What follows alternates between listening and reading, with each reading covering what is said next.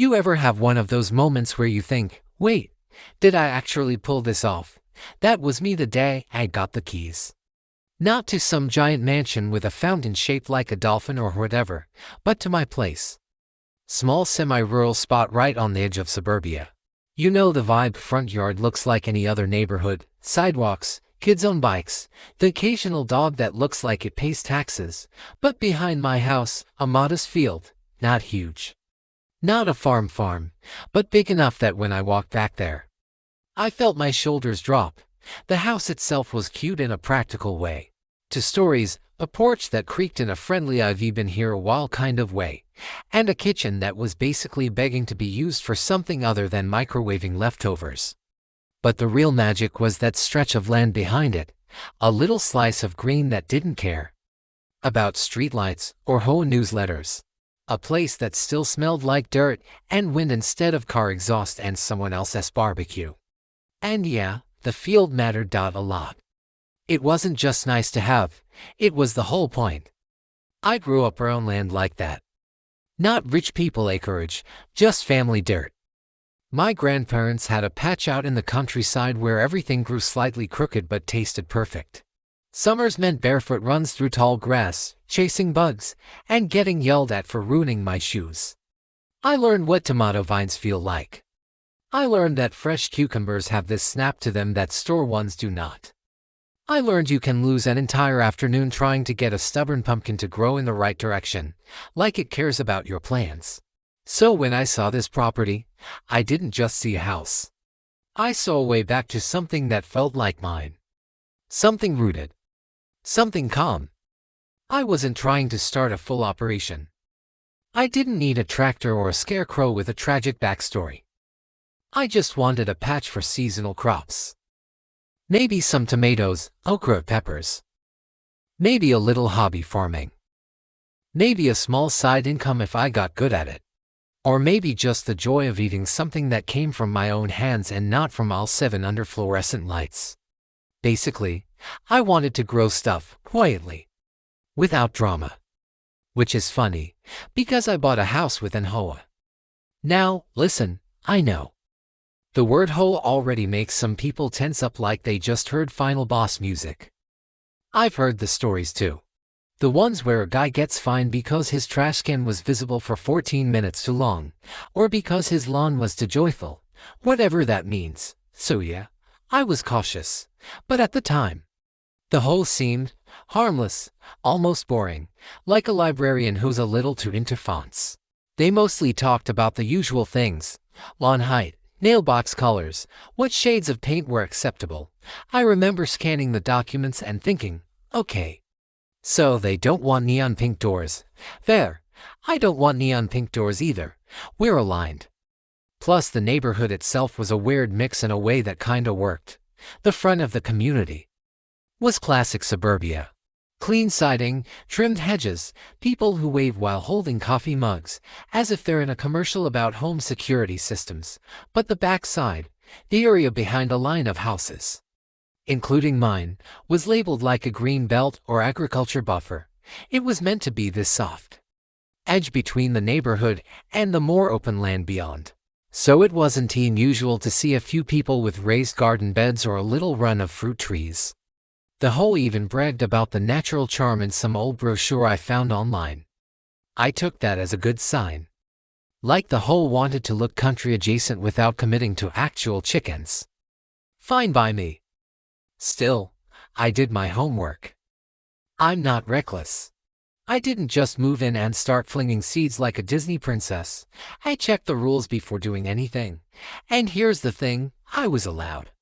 The HOA bylaws straight up acknowledged seasonal crops, not in giant friendly letters, but clearly enough that I could point to it.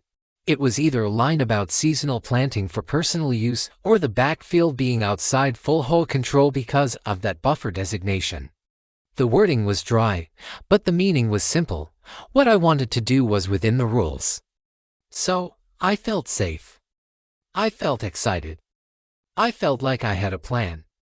The first few weeks were honestly kind of perfect. That early move-in glow.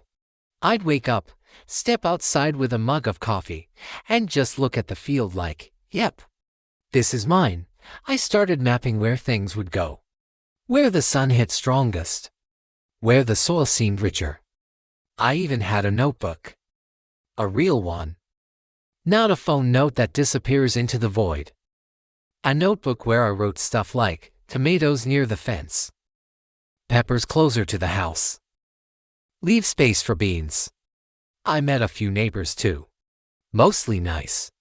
One guy had opinions about leaf blowers. Another lady insisted I try her banana bread, and I'm pretty sure it changed my DNA. People waved, said welcome, asked the usual what do you do, and how long you been here. Nobody seemed bothered by the field. If anything, they were curious. One man even said, oh yeah, that back area's great for planting. My cousin did pumpkins one year, see, normal, friendly, human. And the HOA quiet. Like background music in a coffee shop. I got a few newsletters about community pride and keeping property values strong. I nodded along like, sure. I also like not living next to chaos. I went to one meet and greet where someone proudly announced they'd negotiated a bulk deal on mulch. People clapped. I clapped too. It was wholesome in a slightly awkward way. At night, I'd sit on the porch and watch the sun drop behind the field. I'd picture rows of green coming up. I'd imagine bringing baskets inside with dirt still on the edges, washing vegetables in the sink, handing a tomato to someone and saying, try that. That's from the backyard. Everything felt perfect, at first. Like the start of a new chapter you don't know is about to get weird. You're just standing there, holding the book, smiling at the cover. And I thought, honestly, this was the life. Hopeful. Peaceful. A fresh beginning. No drama. No battles. No nonsense. Just me, a small house, and a field that still remembered how to grow. If chapter 1 was me floating around like well life is good, chapter 2 is where I actually got my hands dirty. Like, for real. The kind of dirty that laughs at soap. Planting season started the way it always does in my head, with a burst of confidence that is only slightly bigger than my actual skill level. I'd been waiting for this. All winter I was staring out at that field like a kid looking at a wrapped gift. As soon as the weather warmed up and the soil stopped feeling like cold pudding, I was out there early. And when I say early, I mean early. The sun wasn't even fully awake. Birds were still deciding if they wanted to do their jobs. I'd shuffle out with coffee, a hat that made me look like I was about to narrate a nature documentary, and a plan I'd scribbled in my notebook like I was running a tiny agricultural empire. Step 1: Soil prep. People talk about soil like it's just dirt. No. Dirt is lazy. Soil is alive. Soil is a whole community. Soil is where the magic happens, if you treat it right. So, I did the whole routine. I cleared old weeds, dragged out rocks, broke up clumps, and mixed in compost like I was seasoning a giant meal. I'd rake, step back, stare at it, rake again. There was a moment I caught myself whispering, "Please behave," to the ground. If someone had walked by right then, I'd have had to pretend I was talking to a squirrel. Then came the rows. I laid them out carefully, because something about straight rows makes you feel like a responsible adult. I use string stakes, and a level of focus I usually only have when I'm assembling furniture without instructions. Each line got measured. Each path got space. I wanted it neat, not just for looks, but because corn likes a little order. I mean, it's basically a tall grass with ambition. You help it out, it helps you out. I set up a watering system too. Nothing fancy, but enough that I wouldn't be doing the run outside with a hose every evening routine all summer. A few hoses, some simple drip lines, a timer that made me feel way more high-tech than I actually was. I stood there after setting it up, hands on hips, like I just invented irrigation. Yeah, I was proud. Let me have it. Then, finally, seeds in the ground. Corn seeds are weirdly small for something that turns into a literal tower. You hold them and think, you're gonna be 6 feet tall. Okay buddy, sure, but you tuck them in, cover them up, pat the soil, and hope you did right by them. The first week was basically me walking out there 10 times a day like a nervous parent. I'd crouch down, stare, squint, and act like I could will them into sprouting. Nature does not care about your anxiety, by the way. It runs on its own schedule. Still, one morning I came out and saw it. Tiny green spikes. Little shoots breaking through. It was such a small thing, but I swear my chest did that warm swell. Like a yep, we're really doing this feeling. I laughed out loud by myself. I might have said let's go to a plant. We don't need to talk about it. Over the next couple weeks, the field changed fast. First it was ankle high. Then knee high. Then waist high before I could even fully wrap my head around it. Corn grows like it heard someone say hurry up.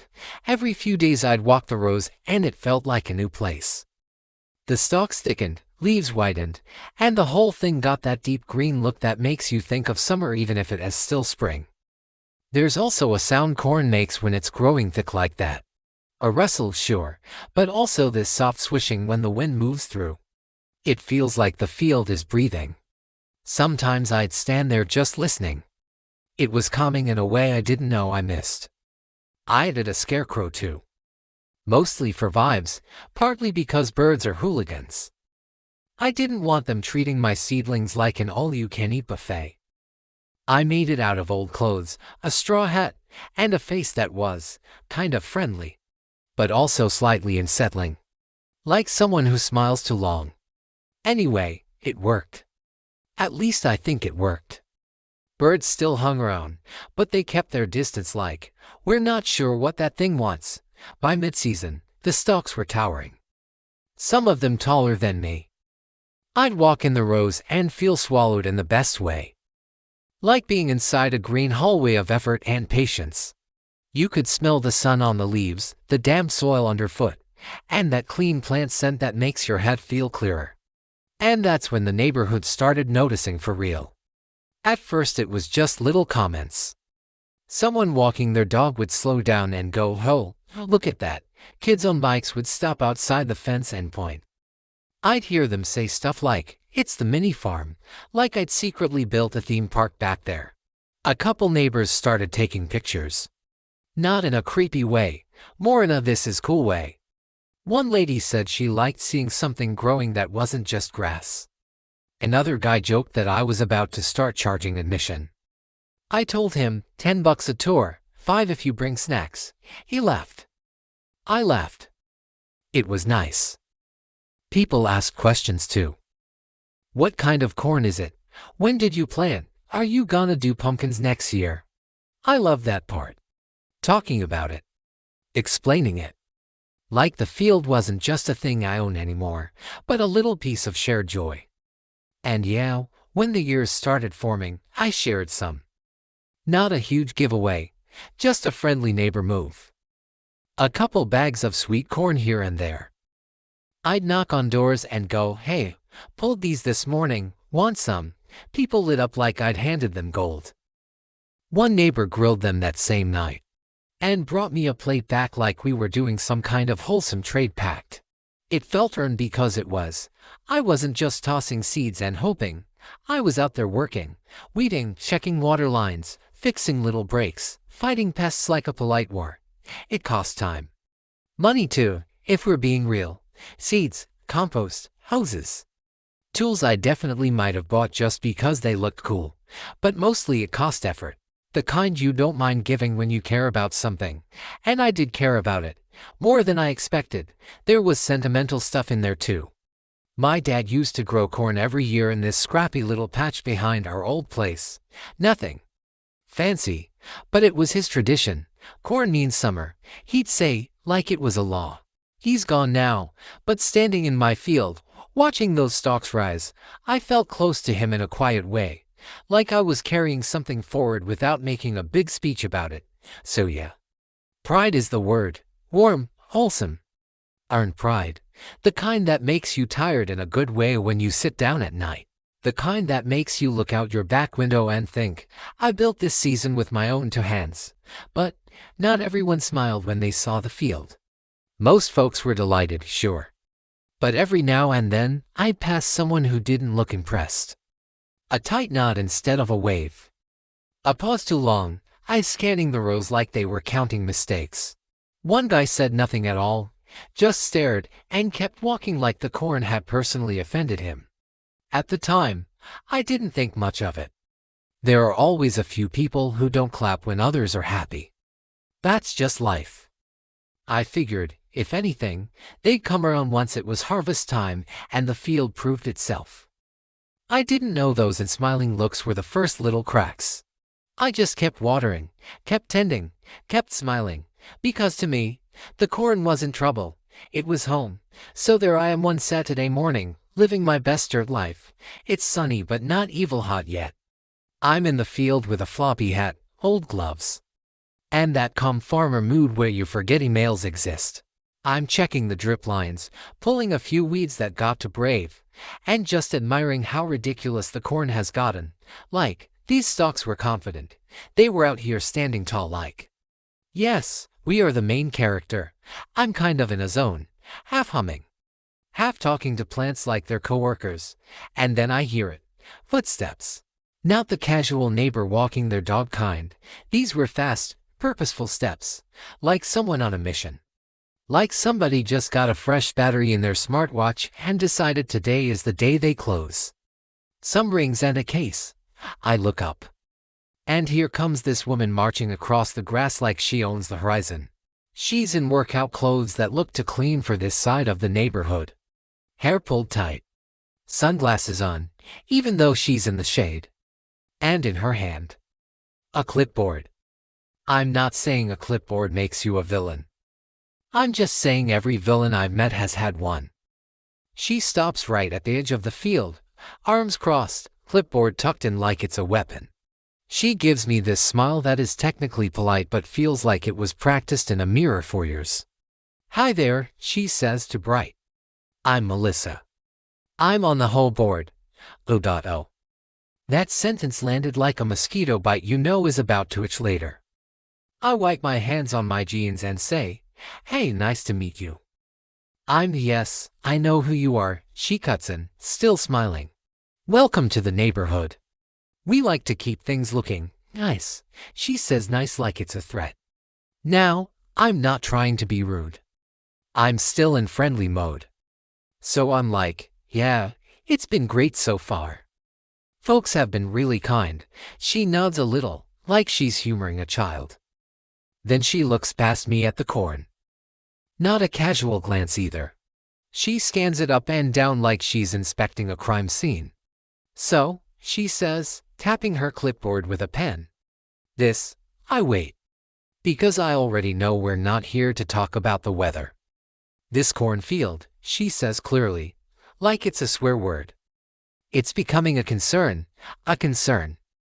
Not oh you're growing corn, not this is cool, not even hey can we get some corn later. No. A concern. I blink at her. A concern how? She shifts into full board member voice. The one that's half sweet tea, half lawsuit. Well, she says, a lot of residents are worried about property values. There it is, the sacred phrase, property values. The whole version of think of the children. She keeps going, it's unsightly. Girl, it's plants. They're literally green and alive. What do you want? Holograms. And it's attracting pests, she adds. Raccoons, rodents. Who knows what else? And honestly, it looks like a farm. She says farm like I'm running a nightclub for goats back here. I just stare a second, because I'm having that out-of-body moment where you're like, is this real? Is someone really mad at corn? I finally go, okay, I hear you, but it's allowed. Her smile twitches. Excuse me, I'm still chill. I don't want drama. I don't want to be that guy yelling in his own field before noon. So I say, yeah, I checked the bylaws before planting. Seasonal crops are permitted. The field's in the buffer area.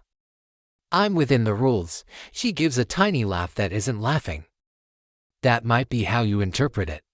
Not really interpretation, I say. It's written there. I walk over to my little shed at the edge of the yard, pull out a folder because yes, I'm that person who keeps paperwork, and bring it back. I flip to the section one highlighted when I moved in. I don't shove it in her face. I just show her like, here, look. See, I tap the line. Seasonal crops. Not restricted. That's what this is. She looks at the paper like it's a fake ID someone handed her at a nightclub. Her eyes narrow, then slide back to me. Well, she says slowly, the board may need to revisit that language. Translation, I don't like this rule, so I'm going to try to bend it until it screams. I keep my voice steady. You can revisit whatever you want. But right now, I'm not breaking any rule. Her forced smile comes back, bigger than before. To big. You seem nice, she says. So I'm hoping we won't have to make this difficult. There are polite threats, and then there are polite threats. This was the second kind. The kind where the word difficult is wearing a little crown. I shrug lightly. I don't want it difficult either. I'm just growing food. People have been enjoying it. She looks genuinely offended by that, like the idea of joy happening without her permission is a personal attack. Aesthetics matter, she says. This neighborhood has a certain look. A certain standard, yeah, I say. Still calm, and the standard allows crops. That's why I planted them. We hold eye contact for it. Beat. The corn rustles behind me like it's listening. She taps the clipboard again, sharper now. You know, some people have already sent emails. Okay, I say. And I'm sure some people send emails saying they like it too. Her mouth tightens. She wasn't expecting pushback, not even mild pushback. She's used to people folding the minute she says board member. I'm friendly, but I'm not folding. She takes a step back, adjusting her sunglasses like she's resetting her attitude. Well, she says, tone colder, we'll see about that. And there it is. The line. Not a discussion. Not a compromise. Just a promise of future nonsense. She turns on her heel and walks off fast, shoulders stiff, clipboard tucked like a general leaving a battlefield they plan to return to with reinforcements. I watch her go, still holding the bylaws page in my hand, feeling this weird mix of irritation and disbelief. Like, did that just happen? I'd been dealing with soil and sun and honest work. And now, suddenly, I'm in some kind of suburban power struggle over corn. Over a plant that literally just wants to grow and mind its business. I look back at the field. The stalks are swaying calm as ever. The scarecrow is standing there looking mildly haunted. Everything is normal except apparently I have a new villain. I let out a slow breath and mutter to myself, okay, so we're doing this. Because the way she walked off. That wasn't the end of the conversation. That was her opening move, and I could already tell she was plotting. After Melissa, HOA board member, self-appointed guardian of property values, queen of the clipboard, walked off that day, I figured she'd cool down, maybe complain to someone. Realize the corn wasn't a threat to society, move on to her next hobby. Like yelling at clouds, yeah, no. What happened instead was a slow drip of petty little things. Like someone turning the annoyance dial one click every week, just to see when I'd snap. It didn't start with fireworks, it started with paper, because of course it did. The first violation notice showed up in my mailbox maybe a week after our chat, no name on it. Just the whole letterhead and that cheerful, passive-aggressive font they love.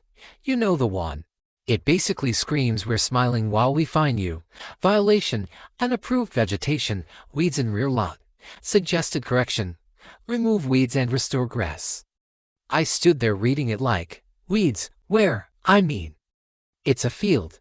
There's dirt. There's corn. There's nature.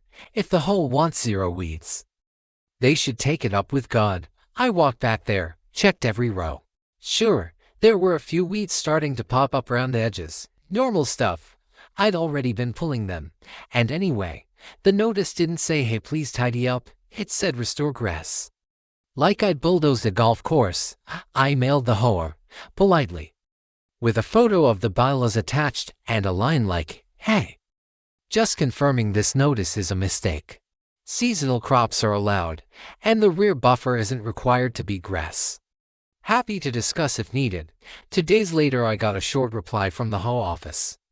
Not Melissa directly, but I could feel her fingerprints on it. Noted. Please ensure rear lot remains neat and aesthetically consistent. Aesthetically consistent with what? A parking lot. A plastic plant aisle. I didn't reply to that part. I just kept the email, because that became minor routine. Do thing, get notice, document thing, stay calm, keep receipts. The second notice came not long after. Violation, unauthorized crops. Like, okay, we're back to that again. This one was smaller but louder in tone. It used words like non-compliant and subject to fine. Nothing says welcome to the neighborhood like threatening money over a vegetable. Again, I responded the same way. Clear. Attached the same section of the rules. I literally wrote, per section 3.4b, seasonal crops are permitted. I'm not even a rule guy by nature, but if you want to play rule games, I can read just fine. Then the measuring started. One afternoon I'm out front, rinsing off some tools, and I see her walking along my fence with a tape measure. Like a cartoon spy who doesn't know she's extremely visible. She's hunched over, whisper counting inches, pausing to write stuff down on her clipboard. I'm half amused, half confused. So I go, hey. Everything okay? She jumps a little, like she forgot humans can speak. Oh hi, she says.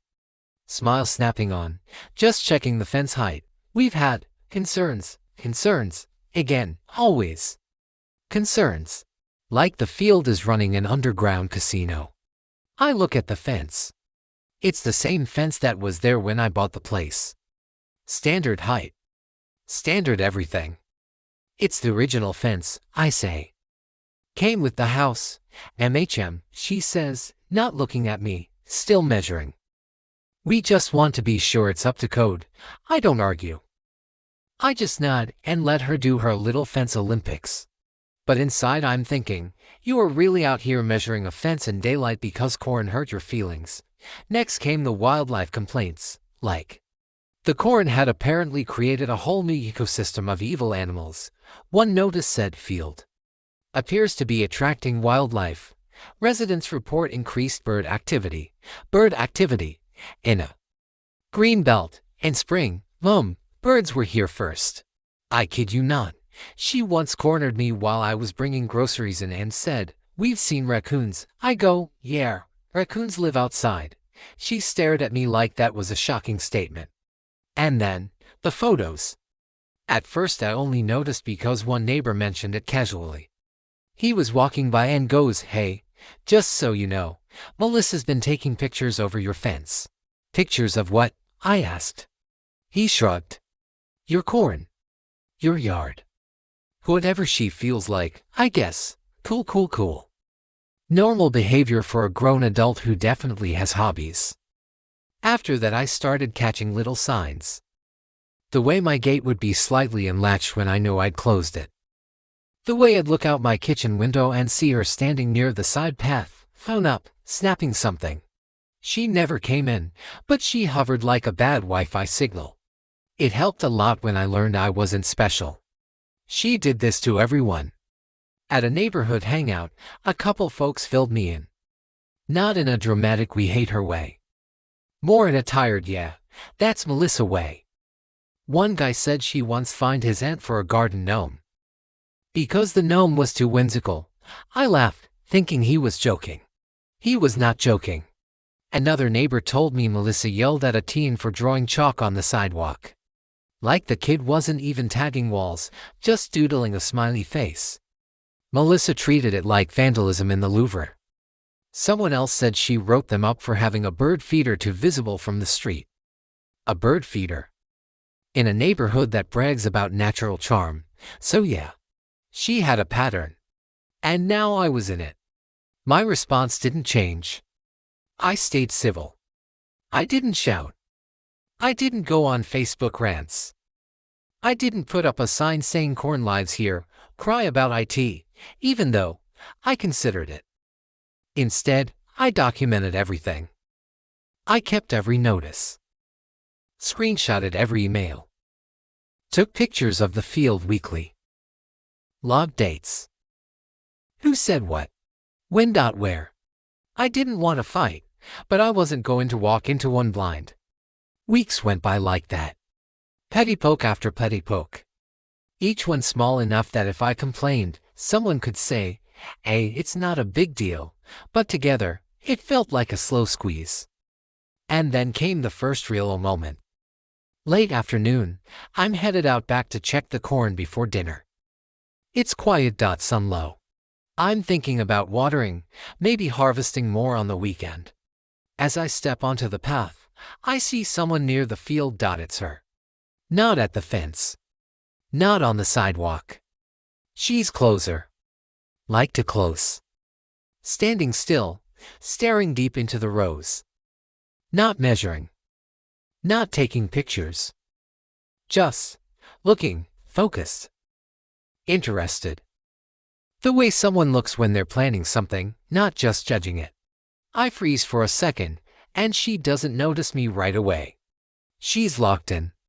Then she turns, sees me, and her face does that quick reset into a smile. "I was just walking," she says. "Lovely evening." "Yeah," I say slowly. "It is." She nods, then strolls off like nothing happened. But my stomach had already done that little drop. Because the vibe wasn't neighbor on a stroll. It was someone checking the lock before they come back later. I stood there watching her go, the corn rustling behind me, everything looking normal and peaceful. Except it didn't feel peaceful anymore. It felt like the year right before a storm. That kind of quiet where you know something's coming, you just don't know what yet. I remember the day like my brain took a screenshot and refuses to delete it. It was a Tuesday. Not a dramatic day. Not a something big is about to happen day. Just a regular, boring Tuesday in late summer. The kind where you ray thinking more about what you ray gone night later than anything else. I had a routine by then. Wake up, quick look out back to see how the field was doing, then get on with life. That morning the corn looked normal. Tall, dryish at the edges like it always got around that time, but healthy. Sun was already pushing heat on, but nothing felt off. I even remember thinking, 2 more weeks and I am gonna have to clear a whole weekend for harvest. I was already planning who I'd give corn to next. I had that calm, proud, end-of-season vibe. Then I went inside. Life-mode.emails.calls. The usual. I was half working, half doing chores around the house. I think I was folding laundry, which is funny because folding laundry is the most peaceful activity right up until your world catches fire. And then I smelled something weird. At first it was faint, like someone to streets over burning toast. That light, dry, smoky smell you get when a neighbor decides today is the day to grill something way too aggressively. I didn't jump to panic. It was suburbia. Smoke happens. Someone's always cooking or burning leaves or doing something they probably shouldn't, but the smell got stronger, fast. Like, within a minute it went from "how, that's odd" to "why does it smell like a campfire in my hallway?" I walked toward the back door, still holding a shirt. Because my brain was slow to switch gears. I opened the door and a boom. Smoke. Not a little haze. Real smoke. Thick, gray, moving in hard waves across the yard like it had somewhere urgent to be. My chest tightened instantly. That first moment where your body knows what's happening before your mind catches up. And right then my phone rang. A known number. I picked up without thinking. "Are you home?" a voice shouted. It was my neighbor, the one who grills corn like it's a spiritual practice. He didn't even say hello. "Your field is on fire." I swear my spine turned into ice. "What?" I said, like an idiot. Like maybe if I said it enough times it would become less true. "The back field. It's on fire. Get out here." We called 911. I didn't even reply. I dropped the phone on the kitchen counter and ran. No shoes. No hat. Nothing. Just straight through the house, out the back, sprinting like my legs were plugged into panic. The second I cleared the porch, I saw it. Flames. Not a small brush fire, not a little corner smoking. The whole back section was lit up like someone had opened the door to hell and aimed a fan at my corn. Dry stalks burn fast. Faster than your brain can accept. The fire was tearing through rows like it had been waiting for a reason. Orange and red and loud, climbing upward, licking through the leaves, jumping from stalk to stalk with this nasty confidence. And the sound, man, fire isn't quiet. It crackles like 1,000 angry hands snapping dry twigs. It pops when the stalks burst. Roars when the wind hits it just right. I could hear the wind feeding it, pushing flames sideways, making it spread like it was chasing something. It wasn't just burning. It was running. I stood there for 1 second, frozen. Just staring like my brain was trying to argue with reality. Like, nope. That's not my field. That's a movie. That's someone else's problem. Then the shock broke and panic rushed in behind it. I ran closer, but not too close because the heat was already slapping my face. The kind of heat that feels like opening an oven, except the oven is your whole summer. Neighbors were out back too. People I'd seen smiling at the corn. People who'd taken pictures. Now they were yelling and pointing. "Stay back," someone shouted. "Call again, tell them it's spreading," another voice screamed. I saw one neighbor with a hose that looked like a toy against what was happening. He was spraying at the edge, trying to slow it down, and I felt this stupid urge to grab my own hose and fight it. Like I could outwater a wall of fire with my little suburban setup. But there was no time. It was too big to fast. I remember stepping forward anyway, hands up, like I didn't know where to put them. I felt useless, and my chest felt like it was folding in on itself. Disbelief turned to panic, then to this sharp heartbreak that came out of nowhere. Because it wasn't just plants burning. It was months of mornings. It was rows I measured by hand. It was sweat and watering and the quiet pride of watching something grow right. It was my dad's tradition, repeated in my own yard. It was the notebook plans, the neighbors admiring it, the sweet corn bags on porches. It was mine. And it was going up in smoke in real time. Maya stung. From smoke, yeah, but also from that helpless grief. I felt my throat close like I was swallowing rocks. Someone grabbed my shoulder. I turned, and it was another neighbor, the banana bread lady. Her face was all worry. "Are you okay?" she asked. I wanted to say yes. Wanted to be chill. Wanted to be my normal self. But all I got out was, "I don't understand," because I didn't.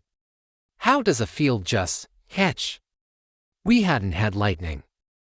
No storms. No power lines back there. No bonfires. No reason.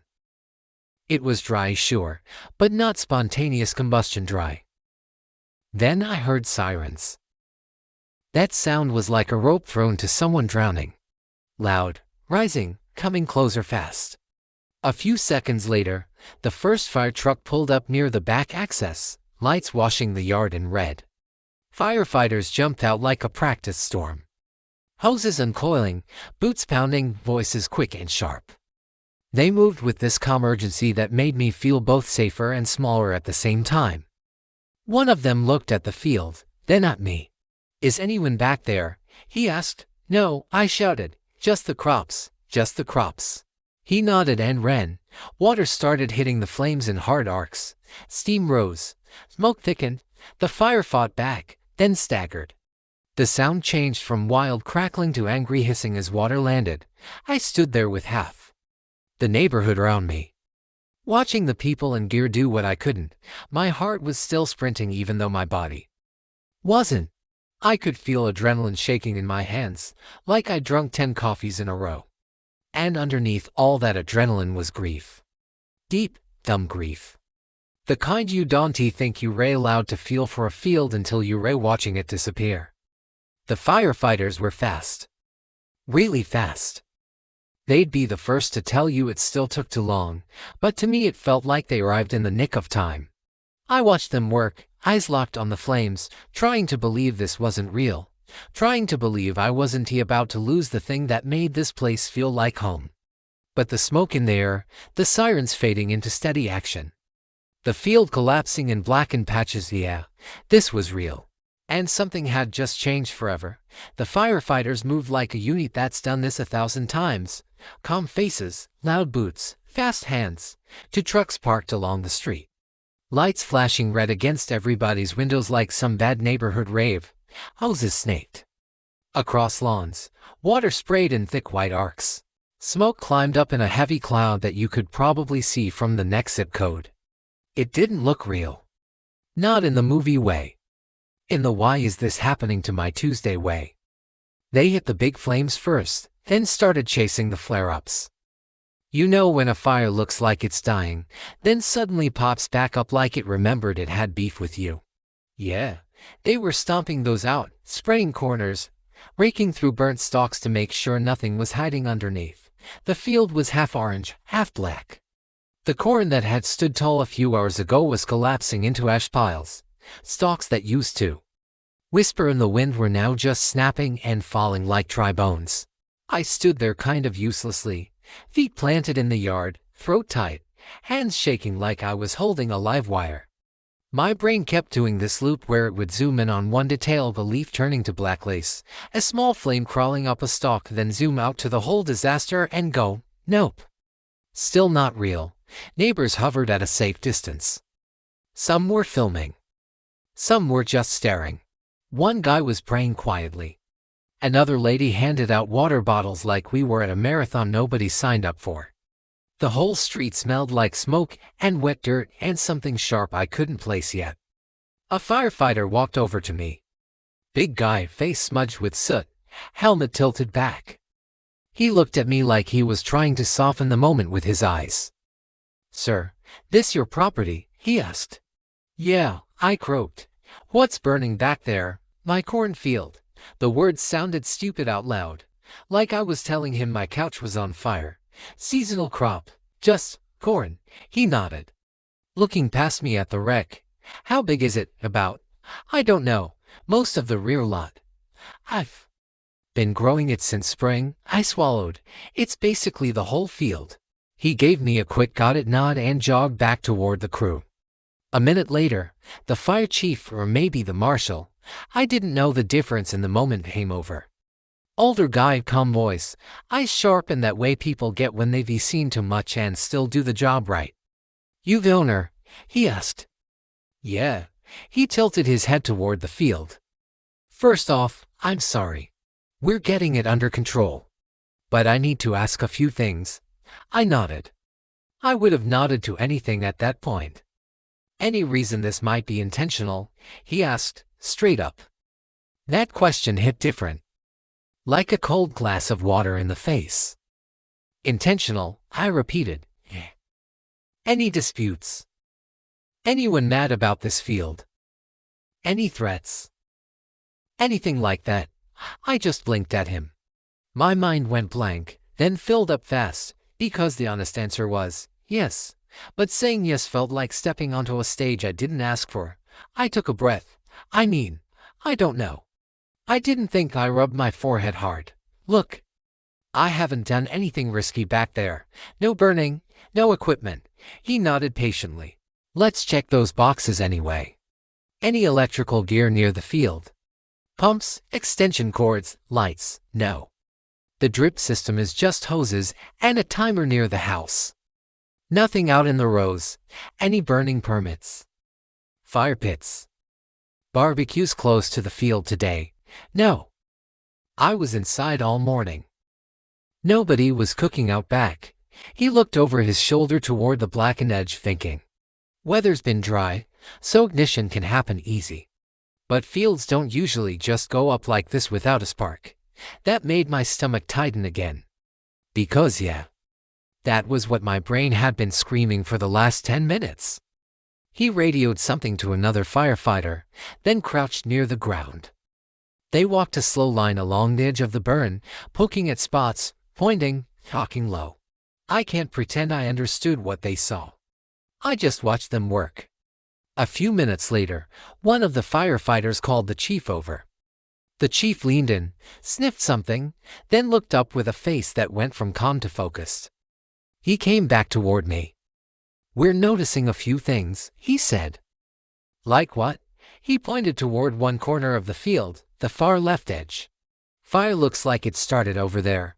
One spot, not scattered, not a natural spread from lightning or random heat." I stared in that direction. All I saw was black ruin. And, he added carefully, "There's a smell, a faint one, like an accelerant." My heart did this ugly flip. "Accelerant," I said. "Could be. We're not calling it yet, but it's enough that we're treating this as suspicious." He paused, then asked, "You sure nobody else could have been back there? Kids messing around? Someone tossing a cigarette?" "No," I said, too fast. Then I slowed down because truth matters. "I mean, I'm sure kids didn't come in. It's fenced. And there's no reason anyone should be in there. But I guess somebody could have climbed over if they wanted." He stared at me for a second. "Not judging, just reading. You mentioned disputes. Hall or neighbor conflict, and there it was. The moment. I didn't want to sound dramatic. I didn't want to be the guy who points fingers during smoke and chaos. But also, he asked. And I wasn't gonna lie. So I exhaled and said, "There's this whole board member, Melissa. She's been really upset about the corn. Like, multiple violation notices, measuring fences, taking photos, all that." His eyes lifted a little. "She's been that vocal, yeah. She kept saying it hurt property values. I showed her the bylaws. She didn't like it. She's been pushing ever since." I scratched my neck, feeling weirdly guilty for even saying it. "Look, I'm not saying she did anything. I don't know what happened. But she's the only person who's had a problem with the field." The chief nodded slowly, like he was filing that away in a drawer labeled possible motive. "Okay," he said. "Thanks for telling me. We're gonna have a fire marshal take a closer look. We'll file an incident report, and if our findings point to arson, we'll loop law enforcement in properly." That word arson landed heavier than smoke. Arson means not accident. Arson means someone chose this. Arson means the fire had hands. I felt this mix of emotions slammed together. Grief still sitting in my chest like a brick. Anger starting to bubble under it. And then a tiny spark of hope, which felt almost disrespectful to have right then. Hope that this wasn't just bad luck. Hope that if someone did this, they wouldn't just walk away smiling. Behind us, the field hissed as water kept soaking the last hot spots. The smoke started thinning. The orange glow was fading into wet ash and steam. The emergency chaos was turning into clean-up reality. I looked at the blackened rows, the fallen stalks, the ruin of something I'd built with my hands. And for the first time since I smelled smoke, the shock cracked enough for a new thought to slip in.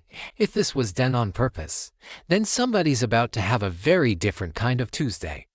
The chief put a hand on my shoulder briefly. "We'll do our job," he said. "Take care of yourself right now." I nodded, still not sure how to be a person again. But at least the question was on the table now. At least someone official saw what felt off. The fire was contained. But the story? Yeah, it wasn't even close to over. The morning after the fire didn't feel like morning. It felt like waking up in a house that used to be yours. I opened the back door and just stood there. No coffee, no hat, no let me check the drip lines. That routine was gone. What was left was a field that looked like somebody erased summer with a blowtorch, blackened. Rows, stalks folded over into ash, the ground still damp in places from all the water. But weirdly dusty at the same time. The air smelled like smoke that couldn't find the exit. Not sharp campfire smoke. More like a burnt, sour smell that clung to your clothes and your mood. I could still see faint wisps rising from a couple spots, like the field was sighing in its sleep. I walked out there slow, shoes crunching on charcoal bits. My brain was quiet, which was kind of scary. Like it didn't know what to say anymore. In daylight, the loss hit different. Last night was adrenaline and sirens and chaos. Daylight is honest, Daylight shows you every stalk you raised by hand, now reduced to nothing. Every row I laid out straight, now just a messy black scar. I bent down and picked up a chunk of stalk. It crumbled in my fingers like dry paper. I didn't even realize my eyes were watering until a tear dropped onto my hand and made a little dark spot on the ash. I stood up fast, annoyed at myself, not because crying is bad, just because I was tired of feeling punched.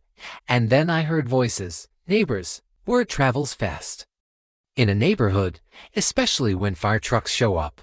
By mid-morning, people started drifting over in ones and twos, like they were visiting a sad exhibit. Nobody was noisy. Nobody was nosy in a gross way. People were just filling up. Banana bread lady came first, holding a plate wrapped in foil like it was a peace offering. She didn't say much, just hugged me and said, "I'm so sorry." Her eyes were wet too. The grilling guy showed up right after, shaking his head in that tight HOA men do when they don't want to cry but might explode instead. "This is messed up," he said, staring at the field. "You don't deserve this." A couple other neighbors came over with condolences. Some looked sad. Some looked mad. One older man just kept muttering, "Ain't no way this was an accident," like he was trying to convince the sky. And I noticed something else. People were whispering, not gossip whispering. More like connecting dots out loud. "I saw someone walking around back here yesterday," one woman said softly to her husband. "Yeah, I heard about the notices she was giving him." Another person replied, not realizing I could hear, "That lady's been on him all summer." I didn't jump in. I just listened, because my head was still trying to stand upright. Then around late morning, I saw Mark, a quiet guy 2 houses down, always tinkering with something. He walked over with his hands in his pockets, looking uncomfortable, like he was holding a secret that weighed a lot. "Hey," he said, "you got a minute?" "Yeah," I said, my voice scratchy. He glanced at the burnt corner near the fence. "I don't want to stir stuff up, but I think you need to see something." My chest tightened. "What kind of something?" He took a breath. "I have a camera in my backyard. Not even for this, just because my dog kept escaping like he pays rent somewhere else. Anyway, it points toward the buffer line." I looked at him. And I checked it this morning, after I heard about the fire. There's a person back there." My stomach did that slow sink before the drop. "Who?" I asked, though I think I already knew my own answer. Mark didn't say the name yet. He just lifted his phone a little. "Come inside. I'll show you." It's clearer on my tablet. We walked to his house in silence. Every step felt loud. I could hear my pulse like a drum in my ears. Inside, he pulled up the footage. Backyard cam. Grainy but decent. Timestamp was yesterday afternoon. He hit play. At first it was nothing. Just the fence line, some bushes, a breeze moving leaves. My brain almost relaxed for 1 second, like maybe it's a squirrel. Then a figure slid into view from the left, moving along the fence like they didn't want to be seen. Even before it got close, I knew the walk. That stiff, purposeful stride. The posture of someone who thinks they're doing a job. The little head tilt like they're scanning for witnesses. Melissa. She was wearing the same too clean workout set. Same pulled tight hair. She looked smaller on camera than she had in real life, but her energy was so loud I could feel it through pixels. She kept close to the fence, stopping a couple times to look around. She wasn't strolling. She wasn't lost. She was sneaking, and she was kind of terrible at it. In her right hand she carried something long and light. The footage wasn't HD Netflix quality, so I couldn't see details perfectly, but it looked like a small canister or torch. Something you hold carefully. Something you don't bring on a lovely evening walk. She reached the exact corner the chief said the fire started from. The same blackened edge I'd been staring at all morning. Then she did this move that made my throat go dry. She bent down, shielded whatever she was holding with her body, and stayed there for a few seconds. The camera didn't catch flame, it was too far and bright outside, but her hands were working fast, like she was lighting something. Then she stood up, tucked the item down at her side, and walked away quick. Not running. Just fast enough to say, "I'm done here." Mark paused the video. The room went silent like somebody unplugged sound. I didn't speak. I couldn't. It was like my brain had left the building and my body was just sitting there holding shock in its lap. Then Mark hit play again. I watched it a second time. And that's when the stomach drop really happened, because the first time was disbelief. The second time was confirmation. The third time, yes, I made him replay. The third time was fury arriving in full color. She didn't just complain. She didn't just send stupid notices. She didn't just measure my fence like she was training for the Olympics. She came to my field with something in her hand at the ignition spot and lit it up. I felt my hands start shaking again, but this time not from adrenaline. From anger that was so clean and cold it scared me a little. My mind started replaying the whole summer like a highlight reel with a new soundtrack. Her forced smile. We'll see about that. Her hovering by the fence. The way I caught her staring into the rows like she was studying a map. All those little warning signs lined up into one ugly sentence. She did it. I stared at the paused frame on the screen. Her bent in that corner, caught in the act, frozen like a thief in a museum photo. My chest felt tight, but not in the helpless way from the fire. This was different. This was a switch flipping. Mark looked at me carefully. "You okay?" I laughed once, short and sharp, with zero humor in it. "No. But I will be." Because right there, watching her on that screen, something settled. The grief was still there. The loss was still real. But now it had a target. Now it had a reason. Now it wasn't just tragedy, it was a crime. I stood up slow, like my body had turned into a machine. "Can you send that to me?" I asked. "Already did," he said. "Check your email." I nodded, breathing through my teeth. I walked out of his house into the smoky sunlight, my field sitting behind me like a burned-out heartbeat. And in my head, the next step was already forming, solid as a brick. Because after seeing that, I knew exactly what I had to do next. I didn't go back home and scream into a pillow. I didn't post the video in the neighborhood group with 12 angry emojis. I didn't do a dramatic slow walk to her house like I was in a revenge movie. Not because I wasn't furious. I was. But because once your brain goes from "this is a disaster" to "this is a crime," the vibe changes. You stop playing nice. You start playing smart. So I got home, sat at my kitchen table, and laid everything out like I was building a case file. Because I was. First, I opened my laptop and pulled up every HOA mail I'd saved. All the notices. All the replies. The fence measuring nonsense. The wildlife complaints. The property value sermons. I had dates, screenshots, the whole petty timeline. Then I opened Mark's email and downloaded the footage. I watched it again. And again. Each replay didn't hurt less, but it made me calmer in a strange way. Like my anger was turning into a straight line instead of a firework. Step 1, call the fire marshal.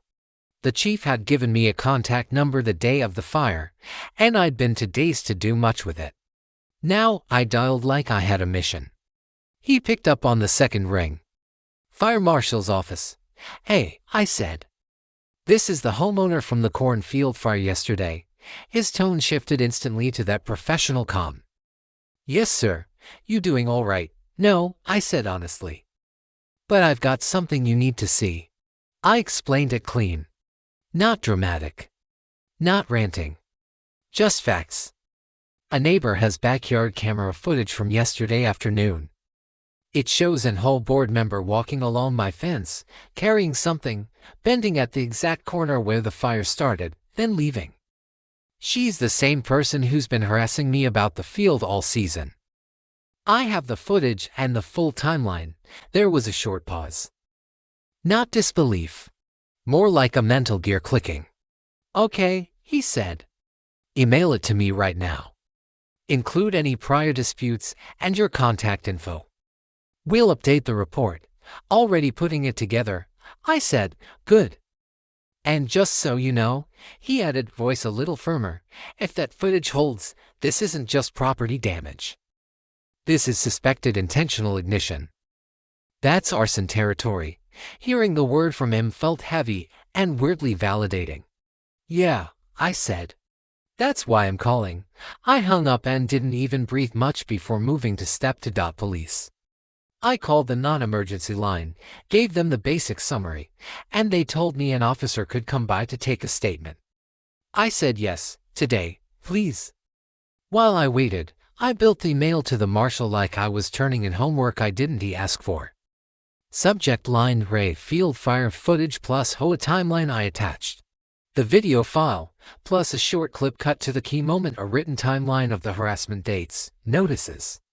Quote screenshots of my emails showing I was within the rules, and a calm summary tying it all together. I read it twice before hitting send because I didn't want emotion fogging the facts. Then I sent it. 5 minutes later, they got a short reply. Received. Thank you. We are reclassifying incident as suspected intentional ignition pending investigation. That sentence did something in my chest. Not joy, not relief. More like, the ground finally stopped sliding. Then the police officer arrived. He was younger than I expected, polite, serious. He walked with that quiet alertness cops have, like they're always half listening for a siren. We sat on my porch. I handed him water. He looked out toward the fields, still black, still ruined, and his face tightened a little. Tell me what happened, he said. So I did. From the fire day, to the marshal's questions, to the footage.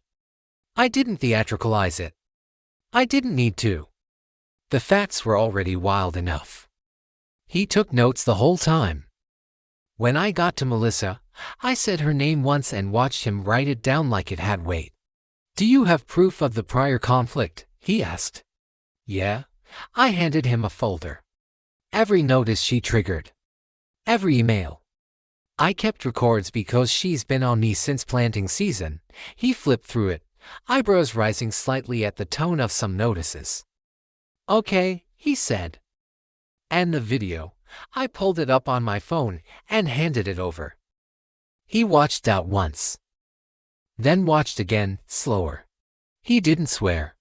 Didn't react thick.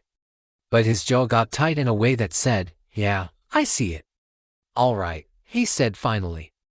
I'm going to log this as evidence. The fire marshal's report plus this footage makes it a serious case. How serious? I asked, even though I already knew. He looked at me like he wanted me to understand fully. This isn't just garden drama. If someone intentionally set a fire on your property, that's arson. It's reckless endangerment too. Fire spreads. Houses are close here. People could have been hurt. This is criminal. I nodded. Exactly.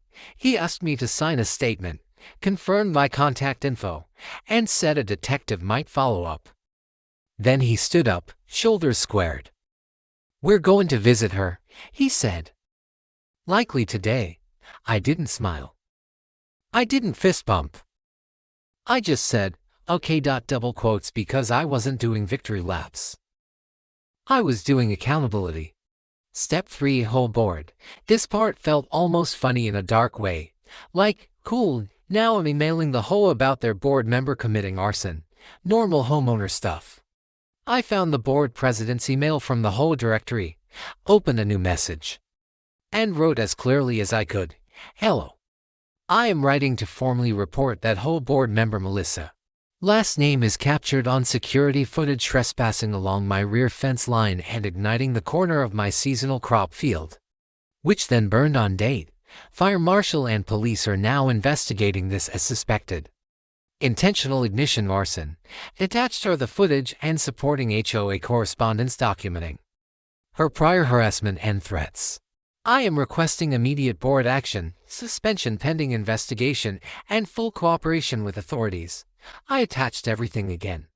Hit send. 10 minutes later the reply came back. It was weak. Thank you for bringing this to our attention. We need time to review all evidence and we'll respond after discussing internally. That was it. No, we're horrified. No, we'll remove her. No, are you safe? Just, we need to review. It almost made me laugh out almost. Like, what are we reviewing? A cookie recipe. But I wasn't surprised. HOAs aren't built for courage. They're built for meetings. Still, here's the thing. They couldn't bury it. Not with a fire marshal report. Not with police involved. Not with video footage that shows her doing the exact thing she spent months threatening to do. So, I replied, still calm. Understood. Please note that authorities are actively investigating and may contact the board for cooperation. I expect the HOA to comply fully, and I left it there. I sat back, stared at the field through the window, and let the whole moment land. I didn't feel chaotic anymore. I felt controlled. The kind of steady you get when you stop hoping people will do the right thing and you start making sure they have to. No more playing nice. No more gentle explaining. No more pretending this was just neighbor tension. She lit my field on fire. Now the system was lighting up around her. And the next time I saw that clipboard smile, it wasn't going to mean a thing. Later that same day, the neighborhood got front row seats to the show. I was in my kitchen, staring at a mug I wasn't drinking, when I heard a heavy rumble outside. I went to the window and saw a fire marshal SUV creeping down the street, lights on but low-key. A police cruiser followed right behind. Real, we're not here to discuss mulch vibes. They pulled up at Melissa's house. Her place was still showroom perfect, lawn clipped like a haircut, hedges in military formation, porch pillows that have never known sweat. Then the curtains moved, fast, witchy, like a squirrel realized it left the stove on. I could almost see her inside, pacing and rehearsing lines, trying to look concerned citizen instead of caught red-handed. The marshal and the officer stepped out and walked up her path. Calm, steady, no drama. They knocked. Long pause. The door finally swung open and Melissa appeared with a smile that was doing cardio. Hello, she said, overly bright. Is there a problem, ma'am? The marshal said. We're here about the fire on your neighbor's property yesterday. We need to ask some questions. Her smile flickered. Oh, that, terrible. I warned people that field was a hazard. The officer stayed neutral. Where were you between 10 and 40 yesterday afternoon? At home, she said quick. Doing homework. Anyone with you? No. I live alone. Do you own gasoline, a weed torch, or anything that could start a fire? The marshal asked. Her face tightened. What? I have a grill lighter. Like normal people. Do you mind if we look in your backyard storage? He asked. That's when her mask slid. This is ridiculous, she snapped. I've been protecting property values. That corn was illegal, ugly, attracting rats, and dangerously dry. You should be thanking me. We're not here for your opinion, the officer said. We're here for facts. She pointed down the street like I was standing there in a cape. Maybe he said it himself for insurance. People do that. The marshal didn't blink. We reviewed security footage. Her whole body froze a beat. We have video of you along the fence line, he continued, carrying an ignition tool, bending at the fire's origin right before the flames started. We also detected an accelerant at that point. Her mouth opened, then shut. Her eyes darted anywhere but their faces. This is a misunderstanding, she said, smaller now. No, ma'am, the officer replied, stepping closer. It isn't. You could see it land. First the disbelief. Then the panic. Then that quiet fear when someone realizes HOA power doesn't mean anything out here, not against a marshal report and a video timestamp. Her perfect porch suddenly looked very small. And right there, on her spotless front step, Melissa finally understood this wasn't a neighborhood debate anymore. This was real trouble. After they knocked on her door, the whole neighborhood felt like it was holding its breath. The legal part moved faster than I expected. Turns out when you set someone's property on fire in a dry suburb, the system doesn't go maybe it was vibes. The marshal filed it as suspected arson. The police came back to me for a couple follow-ups, logged the footage, matched the burn pattern. And that faint accelerant smell everyone kept pretending didn't exist. Within a couple days, it was official. She was facing charges. Not a slap on the wrist oopsie. Real charges. Property damage, reckless endangerment, and arson investigation pending. The word pending doesn't sound dramatic. But the way her face looked when the officer said it, yeah, drama. Meanwhile, the HOA tried to do what HOAs always do when there's a fire: schedule a meeting. An emergency one. They sent out an email like, special session regarding recent incident. Very neutral. Very we are absolutely not panicking, but the neighborhood. Oh, we were showing up. That meeting was packed. I mean stacked. Folding chairs ran out. People stood along the walls.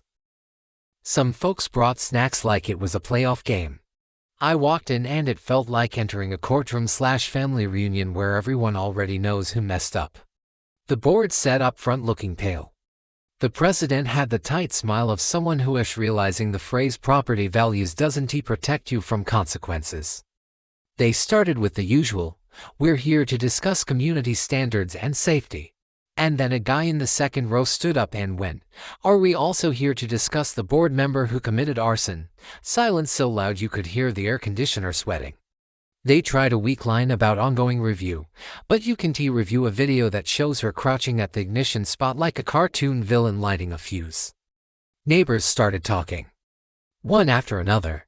A woman said Melissa fined her for a flower bed that was too informal. A dad said she yelled at his kid for chalk art. A retired couple said she'd threaten liens over a bird feeder. Someone else said she once tried to ban wind chimes because they were auditory clutter. By the fifth story, you could feel the room shifting from anger to something almost like relief. Like everybody had been waiting for a reason to finally say, you know, we're done with this. Then Melissa herself walked in late. She had that stiff I am still in charge posture, but it wasn't landing anymore. She tried to rally people with this speech about protecting the neighborhood and taking action when others wouldn't. Somebody muttered, yeah, action with gasoline. She snapped back, loud, I did what had to be done, and the room basically went nope. Not even boozed out worse. That collective handshake vibe. The kind that says, you're not the hero in your own story, sorry. The board didn't even try to defend her after that. They couldn't. If they did, they'd go down with her and they knew it. So the vote happened right there. Quick, clean. Removed from the board. Effective immediately. Then the president stood up, voice shaky, and said the words I'd been waiting months to hear. We apologize to the homeowner. The prior violation notices related to seasonal crops are rescinded. We acknowledge those were not appropriate. Translation, yeah, we let her run wild, and we raise sorry please don't sue us. Restitution got mentioned too. Insurance stuff, legal stuff, probably a judge telling her what her clipboard couldn't. I didn't feel joy about that part. I felt balance. Like the scale was finally on the right hook again. And the neighborhood mood after, wild. People were lighter. Smiling more. Talking to each other like they'd survived the same weird storm. Even folks I'd never met before came over to say, hey man, we've got your back. It didn't bring my field back. But it brought something else forward. Relief. Unity. That shared exhale when a bully finally loses the microphone. The corn was gone, but the neighborhood, yeah, it felt like ours again.